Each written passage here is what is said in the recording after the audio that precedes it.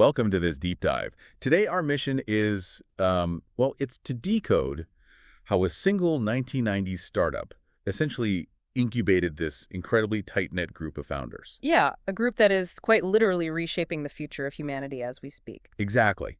We are going to examine the specific and, frankly, extreme leadership playbook of its most famous alum, Elon Musk.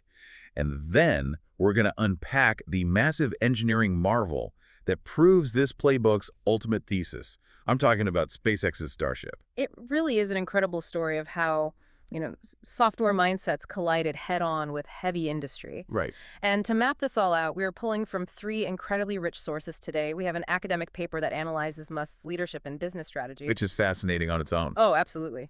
Then we have a really detailed investigative piece from The Observer tracking the immense wealth and political reach of what's known as the PayPal Mafia. Yeah, their name is legendary. It really is. And finally, we've got a highly detailed technical and economic report from Payload Research, which breaks down the architecture of the Starship rocket. So with that roadmap in mind, I want you to imagine something for a second. Just picture you're out to dinner with some coworkers, and you use the handy little app on your phone to split the bill. Like we all do every day. Right? It's convenient, it's easy. But now, imagine this a couple of decades later. The exact same people who built that simple bill-splitting app went on to control global telecommunications and pioneer modern artificial intelligence. And this is the craziest part. We're literally designing humanity's path to Mars. Because what's wild is that isn't a hypothetical scenario. That is exactly what happened. It really does sound like the premise of a science fiction novel. I mean, it's absurd. But it is undeniably our reality. Totally. And to truly understand the skyscraper-sized rockets of tomorrow, we actually have to start by looking backward. We have to look at the Silicon Valley springboard of the early 2000s. Because that is where this relentless culture of disruption was basically forged in fire. Exactly. Okay, let's unpack this. Because you cannot fully grasp the influence of this group without visualizing the famous 2007 Fortune magazine photo shoot. It is, well, it's legendary in the tech world. It's iconic. That's actually where they coined the term PayPal Mafia for this specific article. Right. The photo is basically 13 guys hanging out in a San Francisco cafe. They've got slick back hair, there are poker chips on the table, whiskey glasses everywhere. It looked like they're playing Mafia dress-up for a college fraternity party. Yes, exactly. But underneath that casual, slightly goofy exterior is just an unfathomable amount of subsequent success and power. The scale of what they accomplished after PayPal was acquired by eBay, which was for $1.5 billion back in 2002, by the way, is staggering. It's really hard to wrap your head around. They essentially took the iterative, move fast and break things mindset of software and seeded it across the entire economy. Let's go in a few of the names in that as well. Yeah. So you have Max Levchin. He was PayPal's chief technology officer. He co-created the CAPI-TCHA test. Oh, wait. The CAPI-TCH test, like the security tool that asks you to click on traffic lights to prove you're human? That exact one. He co-created that. And he is now the billionaire founder of the financial company Affirm, which is worth over $27 billion today. Wow. And sitting right near him in that photo is Reid Hoffman, right? After PayPal, he goes on to co-found LinkedIn, which he eventually sold to Microsoft for $26.2 billion. Right, and he's now a massive player in venture capital and AI. It's just hit after hit. And then, of course, there is Peter Thiel. He was PayPal's first CEO. After leaving, he became the very first outside investor in Facebook. Talk about a good bet. I mean, he bought a 10% stake for $500,000. He also founded Palantir Technologies, which is a massive data analytics firm that handles incredibly complex government and defense contracting. Today, Thiel's net worth sits around $26 billion. It's staggering wealth. But we really need to address how this group's influence has extended far beyond just writing code and funding startups, don't we? We do, because they've become heavily involved in highly charged political and public arenas. Right. The influence isn't just contained in our smartphones anymore. It's in the culture and the global political apparatus. Yes. For example, the Observer piece notes that Peter Thiel funded Hulk Hogan's lawsuit to bankrupt the media outlet Gawker. And he has heavily supported political figures like Donald Trump and J.D. Vance. Which was a massive shift in how Silicon Valley interacted with politics. Absolutely. Then you have Elon Musk, who led the Department of Government Efficiency, or DOGE. David Sachs, another PayPal alum, is the White House AI and crypto czar. Ken Howery, the former CFO of PayPal, served as a U.S. ambassador. They are everywhere. They really are. And before we move forward, I need to state this very clearly to you, the listener. We are not endorsing any of these political viewpoints or actions. Right, exactly. We are simply reporting the facts from our sources to illustrate how deeply this single group of former colleagues has permeated global power structures. I mean, it's like a tech version of the 1992 Olympic Dream Team. But instead of just winning the gold, they bought the stadium, they bought the broadcast network, and then they bought the governing body. That is a very apt comparison. They didn't just play the game, they completely rewrote the rules for the entire ecosystem. They really did. But while the vast majority of the PayPal mafia went on to dominate software, social media, and venture capital, one specific member took his payout and decided the digital world just wasn't big enough. And we all know who that is. Elon Musk made a pivot that was so extreme, it redefined modern industry leadership entirely. And the circumstances of that payout are actually a really crucial turning point. Because Musk made $165 million from the sale of PayPal to eBay. Right. And what's crazy is that he'd actually been ousted as CEO by the board in 2000, while he was literally on an airplane flying to his honeymoon. Yeah, that's a rough flight. Seriously.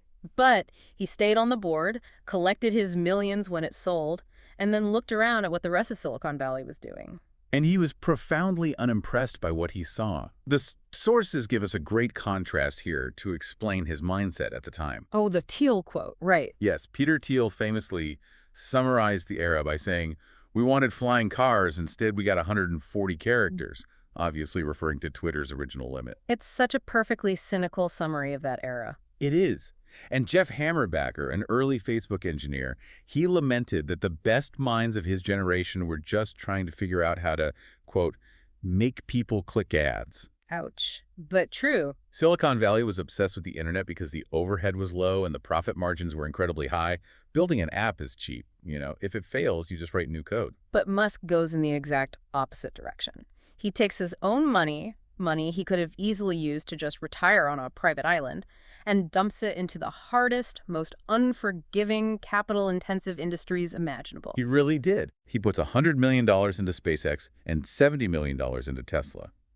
He is taking on aerospace and automotive manufacturing. Which is basically financial suicide for most people. Exactly. These are industries that are famous for bankrupting billionaires, where a failure isn't just like a glitch on a screen, it's a rocket literally exploding into a fireball. It is the ultimate display of high-risk tolerance.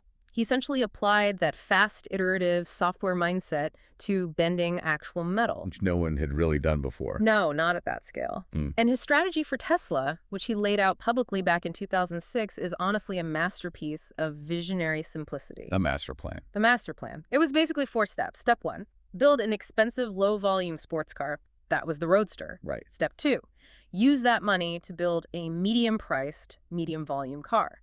Step 3, use that money to build a high-volume, low-cost car. Makes logical sense. And step 4, provide zero-emission electric power generation options. Oh, and he famously added at the end of the blog post, don't tell anyone.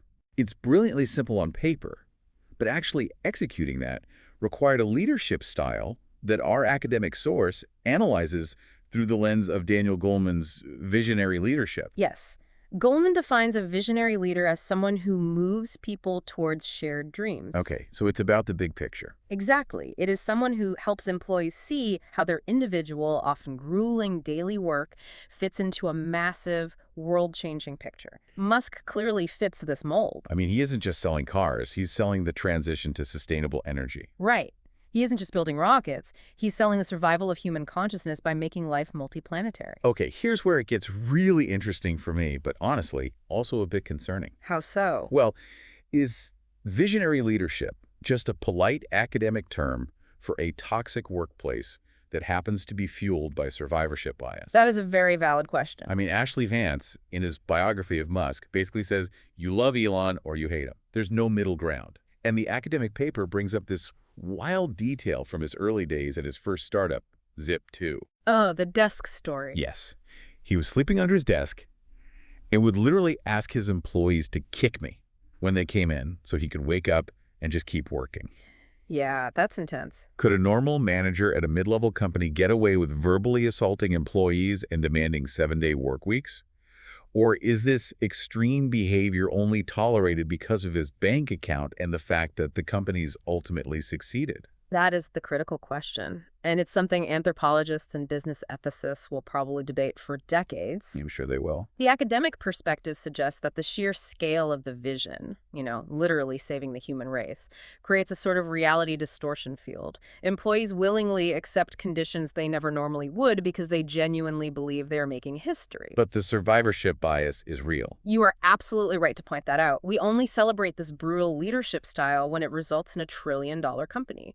When it fails, it's just called gross mismanagement. Exactly.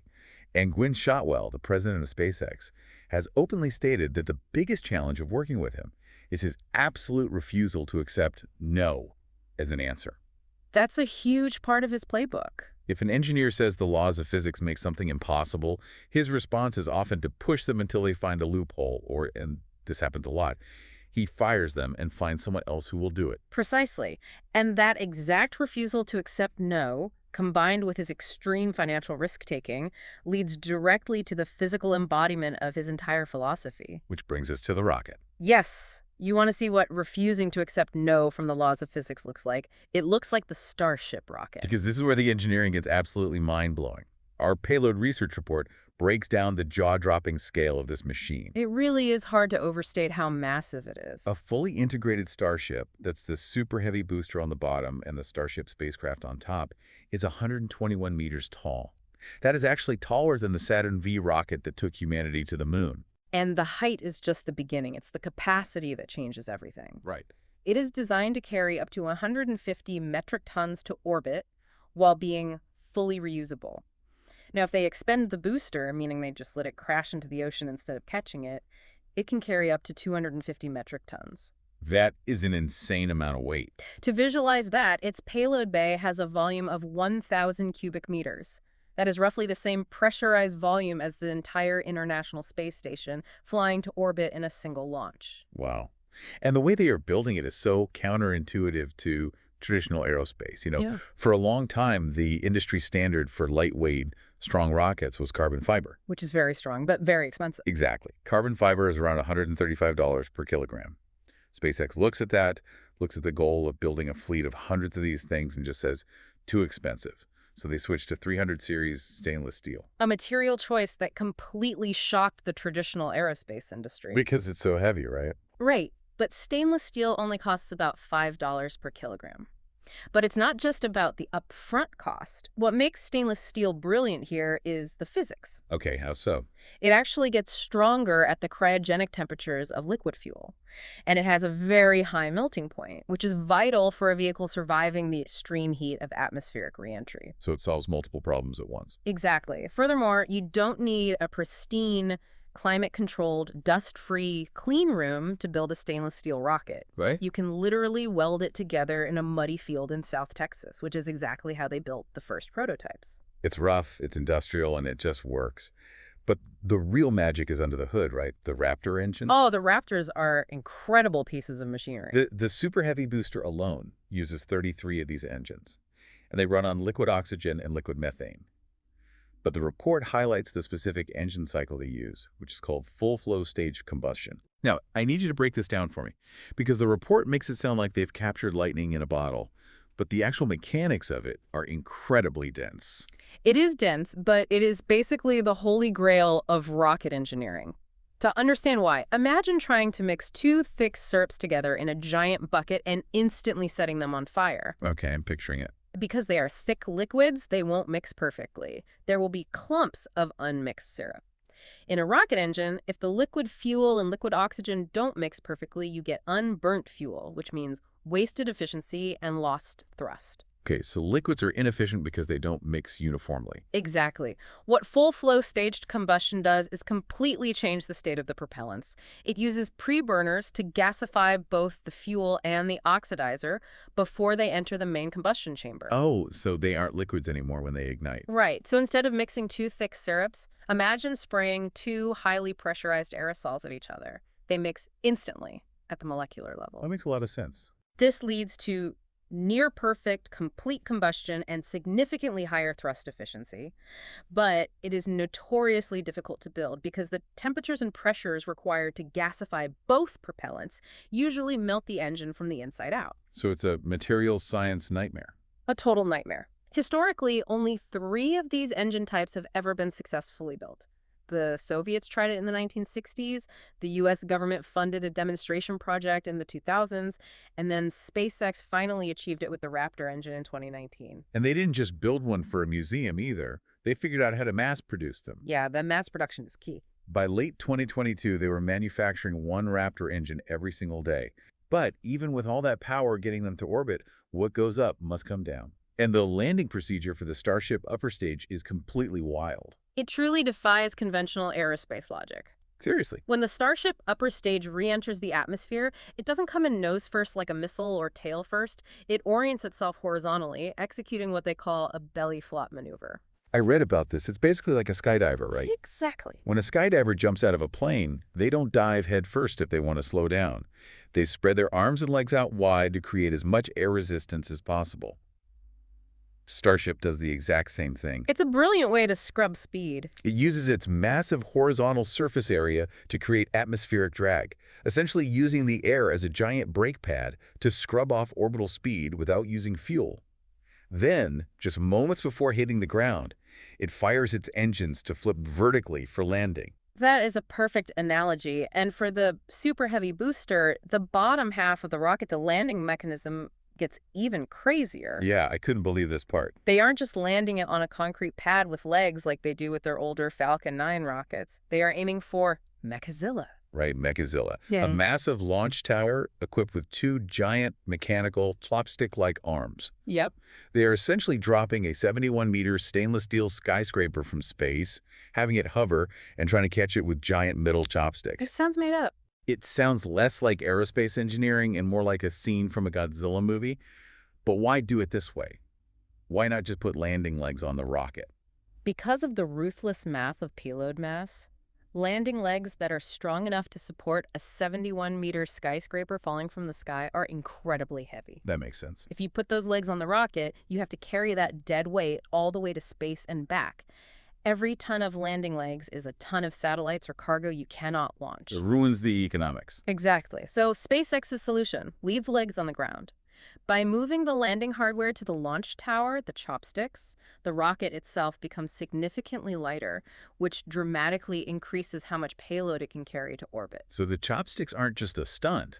They are a mass reduction strategy. Exactly. The reason SpaceX is attempting these absurdly difficult Godzilla-level engineering feats is to force a mathematical paradigm shift in the economics of human spaceflight.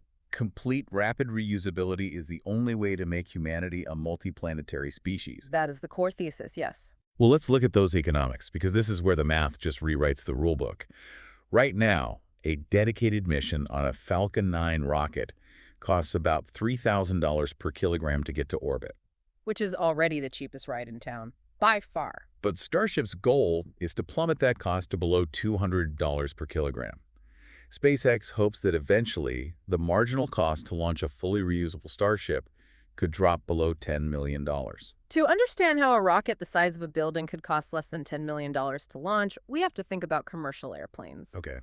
When you buy a ticket on a Boeing 737, you aren't paying for the airline to build a new airplane. The plane is fully reusable. You are just paying for the jet fuel, the pilot's time, and airport fees. That is marginal cost. Right. Starship is designed to be the first true commercial airliner for space. The only major cost per flight will be the liquid oxygen, liquid methane, and operational maintenance. But the upfront cost to build a ship still matters, right? And the Payload Research Report gives us a fascinating breakdown of the estimated $90 million manufacturing cost for a full Starship stack. This breakdown is really eye-opening. I want to test this out. For you listening, if I told you a skyscraper-sized spaceship costs $90 million to build, what do you think is the most expensive part? The high-tech computers, the massive steel hull. Most people would probably guess the structure or the avionics, but those are shockingly cheap. Right. The avionics and computers are just $3 million. The physical structures, all that stainless steel, the plumbing, the tanks, that's only about $13 million. Which is wild. The vast majority of the cost is the propulsion and the people. It's $39 million for the 39 Raptor engines, so they are basically $1 million a pop, and about $35 million for labor, since they have roughly 2,100 people working at Starbase in Texas. And we cannot forget the heat shield, which is another masterclass in vertical integration. It was right, the tiles. The Starship has 18,000 hexagonal ceramic tiles to protect it during re-entry. Historically, NASA used to spend thousands of dollars manufacturing a single custom tile for the space shuttle. Wow, really? Yes. But SpaceX manufactures these in-house for about $100 a pop, bringing the entire heat shield cost to under $2 million. And this radical cost reduction fundamentally changes how we design things that go into space. Up until now, the space industry has been crippled by what the report calls the mass constraint problem. It's been the biggest bottleneck for decades. The source uses the James Webb Space Telescope as the perfect example. The JWST cost $10 billion. Why?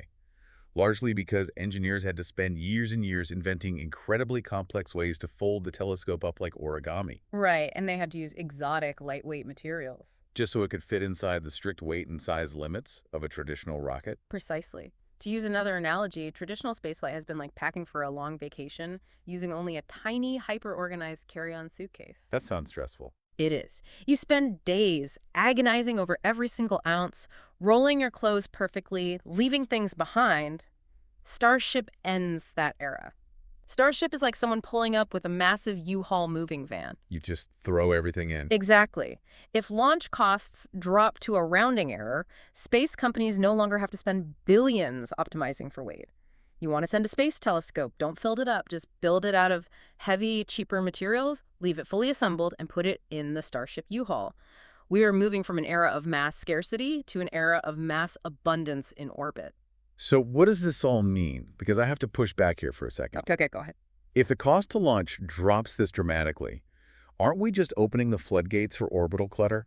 If space becomes this cheap, what stops companies from treating low Earth orbit like a heavily polluted strip mall, just launching massive amounts of junk because they finally can? That is the dark side of the economics of abundance, and it is a very real concern. It has to be. The report notes that a single Starship launching just 3 times a week could transport more mass to orbit in a single year than all of humanity's previous space missions combined. That is terrifying. We are talking about tens of thousands of new satellites. Regulatory bodies are already struggling to manage space traffic and orbital debris. Starship could accelerate that problem exponentially before we have global treaties robust enough to handle the traffic jam. Which brings all of this right back to you, the listener. Because you might be thinking, well, this is cool rocket science, but I'm not going to Mars anytime soon. Why should I care about payload economics? You should care because of Starlink. Exactly. SpaceX currently has over 5,000 Starlink satellites in orbit, providing broadband internet to 2.3 million customers. And their ultimate goal is to deploy up to 42,000 of them. 42,000. The Falcon 9 rocket simply does not have the physical capacity to launch that many satellites fast enough, especially as SpaceX transitions to larger, much heavier next-generation satellites. Starship isn't just for Mars, it is the delivery mechanism for Starlink. It's exact. The global internet infrastructure that you, the listener, will likely be relying on tomorrow, whether you're in a sprawling city, an airplane, or the middle of the ocean, will be beamed down from hardware launched by Starship. It is the backbone of a new global utility. It is a profound level of consolidation, and it brings us full circle to a deeply ironic detail mentioned in the sources regarding OpenAI. Oh, this part blew my mind. Right. Remember that Elon Musk was a co-founder of OpenAI in 2015. The source explicitly states that OpenAI's original foundational mission was to, and I quote, counteract large corporations who may gain too much power, as well as governments which may use AI to gain power and even oppress their citizenry. The entire goal was to decentralize power away from a few massive entities. Yes. Right. And yet, look at where we are now. Look at the PayPal mafia. We have to ask ourselves, if a small group of guys who used to work together at a payment startup in 2002